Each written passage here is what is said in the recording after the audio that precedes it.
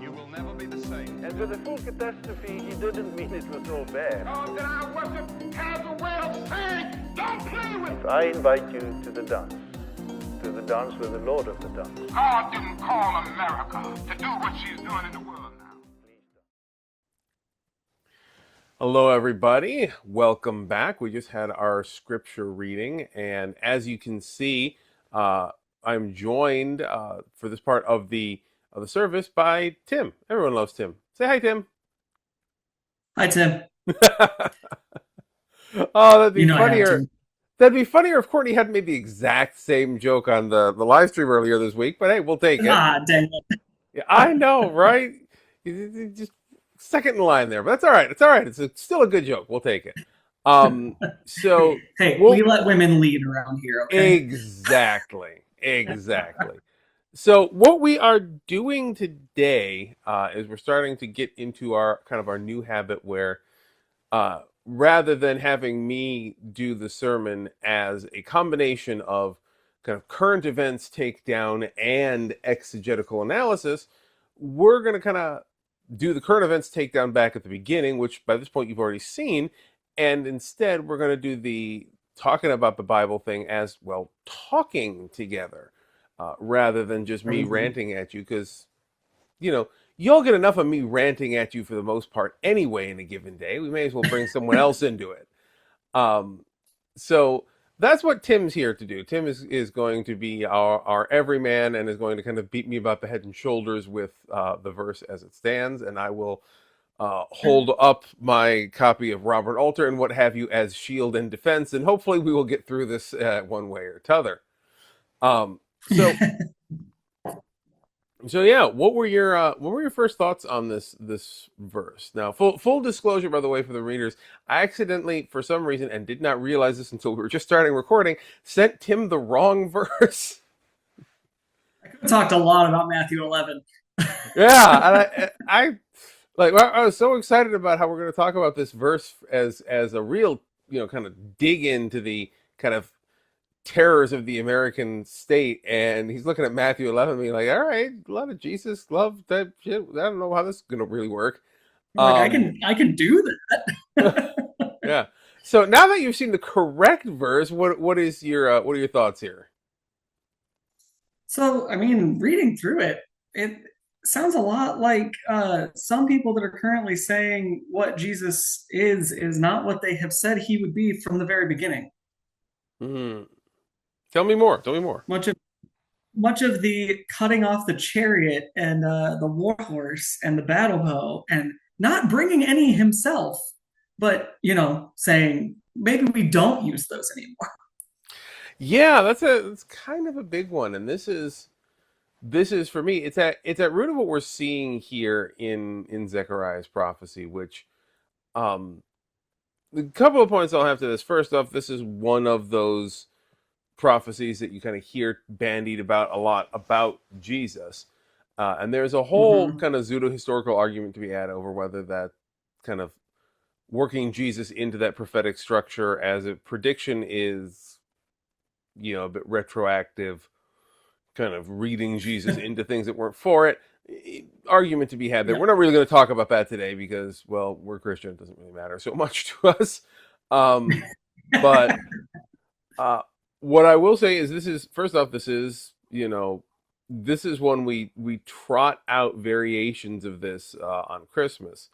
See, your king comes to you triumphant and victorious, humble and riding on a donkey. I got, as you all well know, my predilection. I have Alter's translation in front of me. That's I'm shocked. Yeah, he should start paying me for that at some point. I had a nickel for every time. Yeah. I will say this is a bit expanded in Alter. This verse is much more specified. Look, your king shall come to you, victor and triumphant is he, a lowly man, riding on an ass, on a donkey, the foal of a she-ass. So it's correct. I will say, first off, he's an ass.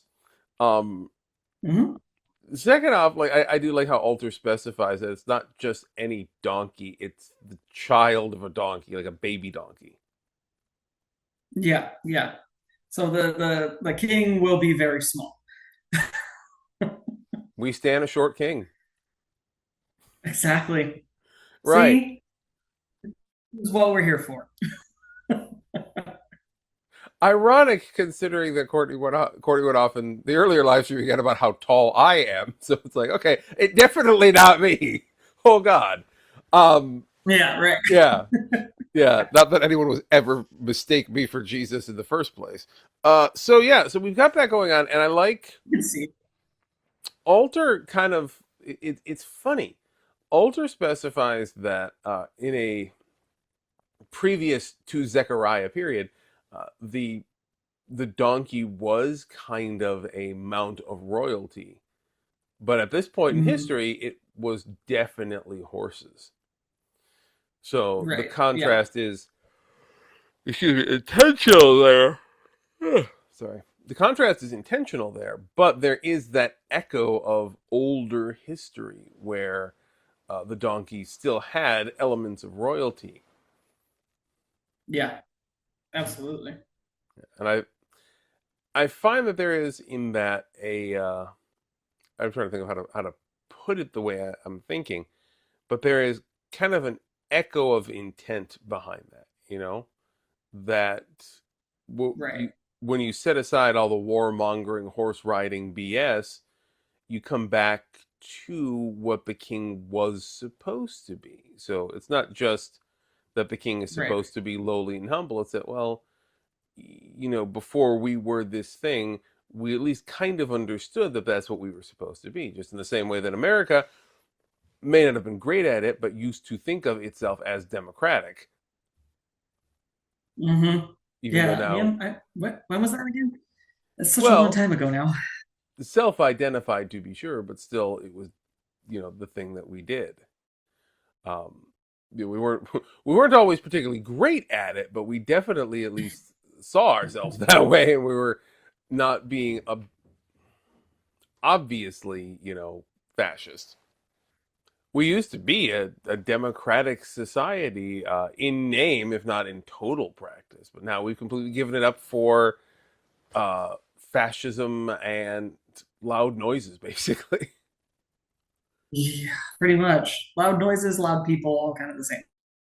Yeah, it's from a semi-outside perspective too. As an American living abroad, it's interesting to me to watch as the country turns into the caricature that we've always been kind of portrayed at here in Japan.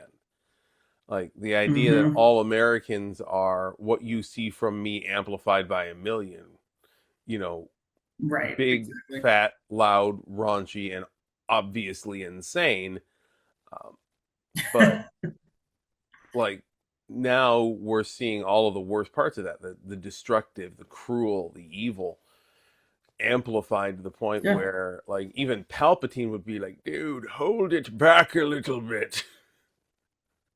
At least Palpatine had strategy. He knew when to shut up. I will say I have long said, and I have like threads and Facebook posts to this effect, that the single greatest depiction of Republican political strategy in media is Palpatine lying on his back, shooting electricity into Mace Windu as it just rips him apart on the reflect, screaming, Yeah, "Don't let him kill me!" yeah, Like, exactly. dude, Like, yeah, I'm definitely the one in danger here. What do you like, mean? dude, just turn off the lightning. Yeah, it's not that hard. Yeah, all you have to do is turn off the orphan crushing machine, and then we'll stop having crushed orphans, which is what Mondani seems to have figured That's out. crazy that when you try to do things to not crush the orphans normally don't get crushed. Right? That kind of makes sense. And this That's is, woke. We can't talk about that. well, like, I mean, what's more woke than a short king humble and riding on a donkey who then immediately cuts off the chariots and the war horses and breaks the battle bows and said, "No, none of that. Shame on you! Exactly. Subtle DBZA reference for anyone who caught that. Subtle. Subtle for us, perhaps, but I don't know about everyone else. That's fair, because unsubtle is when we just break into the entire episode. So Right, we won't right. go far. Sadly, my voice, particularly when we're recording this, is not in any condition to try to do high enough to pull off a chilled impression, but some days. Exactly. Oh Uh, man. so yeah, so that's basically the gist of it. And this is, you all know I am averse to shorter passages. When we've gotten in this argument on the Mhm. Discord server before, because people come to me with like, okay, what does this one phrase from the Bible mean? And it's like half of a Right. verse out of context, and I'm like, man, I don't know. Let me look it up. Like, well, why can't you tell me what this means? Like, no, the Not shorter, without context. yeah, the shorter the pericope, the less likely it is I'm going to know anyone's going to know what the hell it's actually about, because you don't know like what's being preached about, what's being talked about, what the ideas behind it Mhm. are. And this is a shorter passage than I usually go for, 9 to 12 out of the middle of Zechariah's prophecies. And the thing about Zechariah's prophecies, and this is, I'm taking this out of a different commentary, also an altar commentary. The book of Zechariah marks an important step towards the full-fledged apocalyptic prophecy, or apocalyptic prophecy of Daniel. And that's also second Esdras in Revelation. Like, this is kind of prototypical for apocalyptic prophecy, which I think is Yeah. is fun when you look at it that way. And by the way, for the listeners who may not be familiar with the terminology, apocalyptic doesn't mean end of the world. Oh my god. Um, Crazy. so that's not what we're talking about. We're talking about it as a literary genre, which is telling kings and rulers, hey, the messed around phase is ending and the find out phase is beginning. Here's what it's going to look like. So you got a fun little preview to work with. Right. Exactly. It's like here's how this ends. Like how what you've been doing ends, and then Right. we'll talk about that.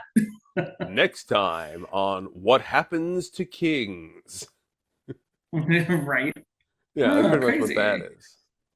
So, yeah, I'm gonna say that is the general gist of what this is about, and I'm gonna kick it back into the service here for those of you who are watching this during the service.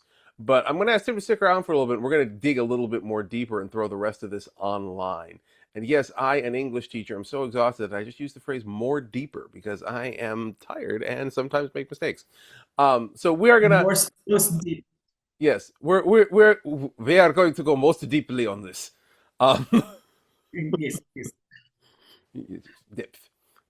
So yeah, we're gonna throw this online for the deeper digging of it. But in general, I will say for the folks in the service, that is really the message here: is that we have a fulfillment of this, in the sense not that we're like fulfilling a prediction, but in the sense that we are getting the find out that naturally comes when kings screw around like this, uh, in Jesus, which is not and this gives paid to that whole messianic myth that was popular even in Jesus' time, that he was going to be a second warrior king, a new King David who was going to beat the Romans up and send them home with their lunch money firmly in our own pockets. Um, and no, this It's is almost like right. it was never the point. Yeah, it's it and that's really it here. It's like, yeah, he's going to break the oppressors. Yeah, but he's going to be a short, kind of humble sort of dude. He's going to do Hmm. it in a way that focuses on the actual problem, which is not necessarily the nation oppressing you as much as it is you, the oppressor. It's not, Mm. he doesn't come to fight your enemies. He comes to take away your war bow and your chariots and your horses and say, no, none of that. Shame on you. See, I went for it. I went for it that time. There you go. Full commit. Gotta commit to the bit. That pastoring Exactly. 101. You know, the whole class in seminary just about committing to the bit. Exactly. That's what you got to do Yeah. sometimes. All right, folks. So you there in the service, we're going to pivot a little bit here into our time of prayer, our diaconal moment, and move towards communion. For if you want to catch the rest of this up online after the service, please do, because we're going to have a bit of a longer conversation up there. Absolutely. So speaking of said longer conversation, um, Yeah. yeah. All right. So we got into the gist of it there in the service itself. Uh, Yeah. but a little more depth to this is in the really the breaking of the bows and such here, the destruction of the chariots. The Right. idea that your messianic figure turns against you is Hmm. something so potent that it was ignored in even in Jesus' time. Yeah, I can't imagine that they really liked that being the message of just like, no, you can't kill all the people that you said you want to kill because they're not doing the things you want them to do. Wait, that sounds familiar. Yeah, it's the idea was that the Messiah comes um, to fight our enemies for us slash with us. Hmm. And the truth of the matter is that the Messiah comes to bring about peace and to end the oppressor. Yeah. And so God is on the side opposite the oppressor. That is the Right. fundamental truth. God is not on, and I'm looking at you, Christian Zionists, God is not inherently on the side of Israel. Nope. Which, considering that right here we've got Zechariah's prophecy where God is saying, no, no, I'm going to fuck up your armies. Um, Hmm. that should probably be indicative of the fact that maybe, just maybe, God's not inherently on Israel's side. Well, and this isn't the only time that's talked about either. Like, No, no, honestly, no. God wasn't on Israel's side during the years in the desert because they screwed up. Right. Like he gave them like very limited instructions of just like, you do all this, cool. I'm not gonna like, micromanage you. And they said, one rule, cool, break it. Hmm. Yeah. So, the bit you said about not worshiping other gods, that was really the only big one. All right. Well, Moses is up there, we're going to build ourselves a golden calf, and then we're going to invent golf courses and put it there. Wait, no, that was someone else. Um, Wait. Mixing up Sorry, timelines. I never thought as a pet coming up in ministry, I never thought I'd have to say this, but I'm getting my heretical golden calves confused. Here's the thing. If you have to argue, well, it's not a calf, it's a golden calf. Yeah, like if you are making a false idol and then you have to justify it's not really a false idol, uh, yeah, it's kind of like if you find yourself trying to argue the technicalities over whether something is or is not a genocide, then it's probably a genocide and you're on the wrong side of it. Yeah, Same go. yeah. It's like the people that break down the differences between the types of pedophiles, like one of them is better than the other. Yeah, it's like no, I'm sorry. You're you're splitting hairs on the opposite side of a minefield. Like Right. whichever direction you choose to drop that half of the hair is gonna blow something up. Yeah, exactly. Yeah. So yeah, so that's a lot of what's going on there, and this gets us to this is kind of what I wanted our online section of the discussion to focus on. The idea that God is not inherently on your side, particularly on a national level. Now that Hmm. is rough for a lot of For people, sure. and Yeah. I am I'm bringing something up here because I think it's really important for us to know, and I just occurred to me here. I'm trying to find the exact thing. Da, da, da. There it is. Okay. All right. Um, yeah, the idea that God is not inherently on your side is it's painful for a lot of people to reckon with, particularly on the evangelical side of things, because we've Right. cultivated this idea that God is inherently Hmm. on your side, that God is inherently your supporter, your comforter, your friend. uh, and that is in a broadly spiritual sense true. Like God is always there Hmm. for you to turn to. God is always there to be with you and to care for you and to love you and to support you. But that turn Right. to verb is doing a lot of heavy lifting there. Yeah, And exactly.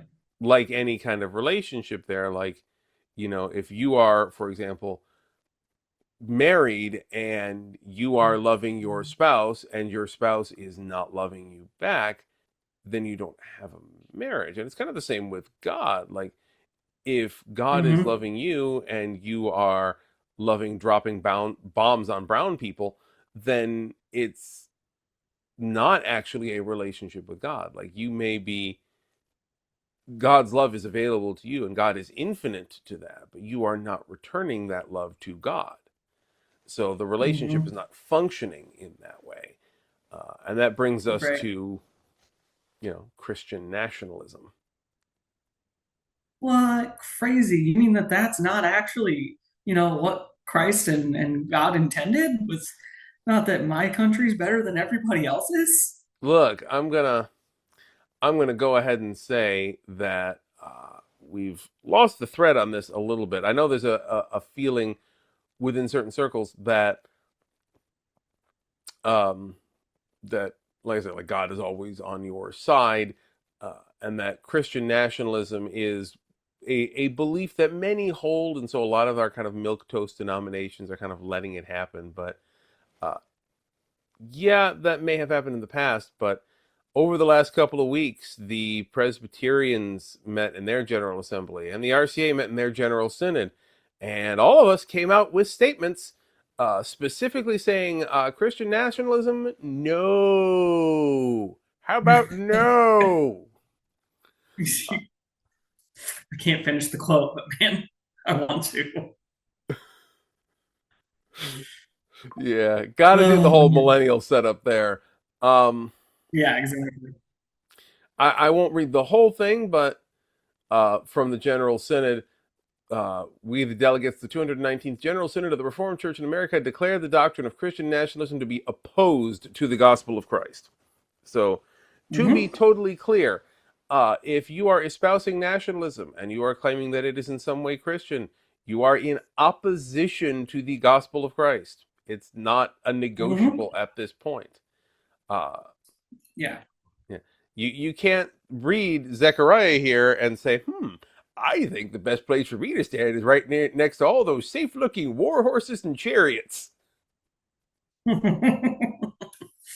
Yeah, that's clearly not the point that was trying to be made. Yeah, and like we can drag in Amos and the, I loathe your festivals, your celebrations, um, and we can take the softer counterparts that from the New Testament. If I have not love, I'm just a clanging gong or a banging gong or a clanging cymbal and all that. Like, yeah, it is.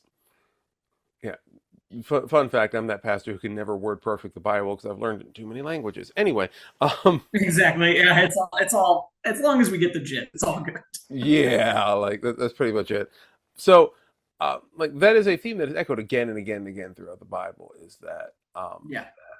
God doesn't just have particular love for people. God has particular opinions about what we do with that. And while God does not hate, sorry Phelps and your crowd there, uh, I will say that God does very much oppose particular actions and decisions, and that's at light here. Mhm. The other thing I wanted to come back to as well is that this whole argument over kingship, if you trace it all the way back to Genesis, do you remember what God's position was vis-a-vis kings in the first place? Anti, I believe. Very much so. Like way back when they had their first king, Israel's like, "We want a king. Everyone else has kings. Can we have a king?" And God's like, "No, no, you don't need a king. You need to do differently. You need to be better." And people of Israel were like, Yeah. "No, kings." And God was like, "No kings." And they're like, They're "No, like, no, comma, Tom kings." Hanks. Oh And man, so that that, sounds familiar now. yeah. And so they did Crazy. it, and God, in typical parenting fashion, was like, fine, look, if you're going to do this, here's a list of rules about what those kings should be, which they then proceeded to break more and more and more. Side note, I will add for anyone who's wondering about this, King Solomon, often held up as the ideal, literally is breaking every one of those rules. Like all of the biographical stuff Hmm. about King Solomon is him breaking all of the rules that God set out for kingship. And of course, that leads to the destruction Yep. of the United Kingdom and all of the terrible shit that follows. So it is what it is. Crazy. Yeah. So we take that, and now with our last couple minutes here, let's take our lesson and let's apply it to today. What are we seeing, Tim? Haven't we been doing that already? A little bit, but let's get explicit here. Well, more so than we have Okay. been. Okay. Sounds Uh, good. So we got ourselves a king, don't we? King Donald the First, which I really thought would wind up being me someday somehow, but I guess isn't. Fine. Like out of all the Donalds it could have been, probably I would personally argue the least worthy one to do anything. But you're fine, fine. That's the Donald you want, fine. All right, that's the king we have. Yeah. Unfortunately, yes. That's I very much agree. We could have used literally any other Donald. A duck, perhaps. Yeah, I just don't know how we would make it work with that big old hanging corkscrew. Anyway, um,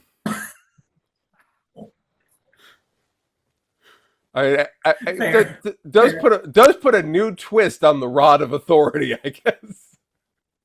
But wait, at least the duck is only going after other ducks. The One one would now hope. likes the ducklings.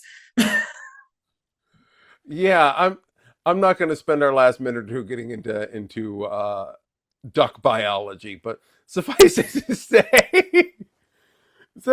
say, we effectively have a king now, Oh, and absolutely. like we shouldn't, and it's terrible, but Hmm. yeah, what do we do now? Any thoughts? I mean, the one thing that I have continuously come to you about is I think at this point is we scream from the rooftops that real Christianity does not support this, and Mm, everybody can come at me in the comments if those that disagree with our message find this video. It has never once been Christian for no, someone to impose their own viewpoints or the viewpoints of their handlers, which is another topic for another time. It's not Christian to impose your will on another person with free will who should be able to make their own decisions. right. Like, it's never been okay. It's never going to be okay. And y'all can fight me in the comments if you want. No fight necessary. I'll saddle in there as well. The whole point of Yeah. creation is the interaction between free will and love. To have free will and to choose to be loving and to learn for us like the whole what is the meaning of life? For us to learn that having free will and choosing to love and be loved and be loving is the only real good choice. Hmm. So many Everything times else in falls into place. Yeah, like everything works when you choose to do that and the people around you choose to do it as well. If everyone's coming from a place Hmm. of love, everything works. But there's that Yeah. temptation to say, yeah, but what if I lit it all on fire? Um, but which of course doesn't work, but it makes us feel giddy. It makes us feel like we're doing the right thing. We have this innate feel that justice must involve revisiting harm upon another person or punishment or death, and it Yeah. need not be that. I think the best thing we can say is just like the verse we were talking about, or verses, I should say, that we were talking about says it all. Hmm. War was never going to be the answer. Yeah. And anyone who thinks that it is, and thinks that like that one tiny verse in the Old Testament where God gave a civilization dominion over another, and they're like, see, look, there's war. It's like, no, Yeah. no, it's not the point. Yeah. If The you point believe is, Yeah. if you believe that God is on the front lines cheering for and supporting the troops in their great campaign against the enemy, you don't understand who Jesus Christ is meant to be, and nor do you understand who God is. Zechariah points it out here Right. perfectly: is that you get a Messiah in your house, you get a God in your house. The first thing he's going to do is say, "Okay, I'm going to smash your war horses and chariots." All right. So Exactly. I'm going to stop us here for today, and thank you all for watching our kind of extended interview. Check back with us in our next worship service. We're going to keep trying to do stuff like this. It'll be fun, I hope. So y'all take Do care, it. and we'll catch you on the next one. Bye. Bye, guys.